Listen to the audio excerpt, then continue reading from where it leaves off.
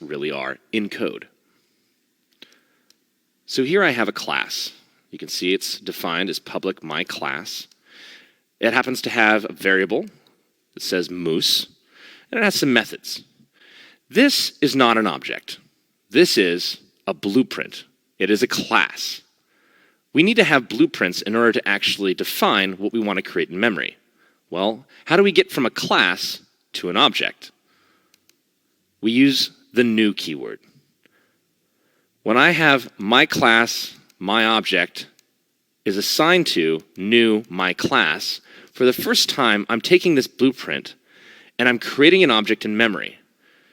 After I create that object in memory, I'm assigning that particular piece of memory to be pointed to by my object. Now, my object is not actually something that is a my class object. My object is really just a pointer. It is referencing where that piece of memory is. If you wanted to look under the hood, my object would actually be equal to something kind of like this. Some kind of number that points to where memory is actually referencing a my class object. Now remember, we can just do this and say my class an object, and that won't actually create anything. That is just going to be a pointer, and it's going to be pointing automatically to nothing. It's only when we use the new keyword that we're actually allocating memory and creating an object for us to use. The same is true for an array of objects.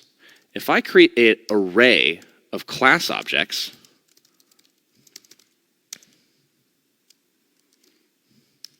and let's say we make enough for 5, in code, this is going to be equal to something like this.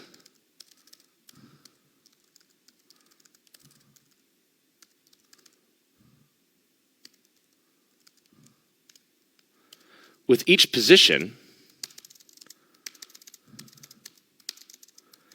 not actually pointing to a real object. They're just references. So, even though I'm taking my class and making enough room for 5 objects, remember that the last object is really going to be in position 4. Only by taking that particular reference, let's say the first position, and assigning it to my object, will memory actually be something like this. And that's how you go from having a blueprint to actually having a real object or an array of objects.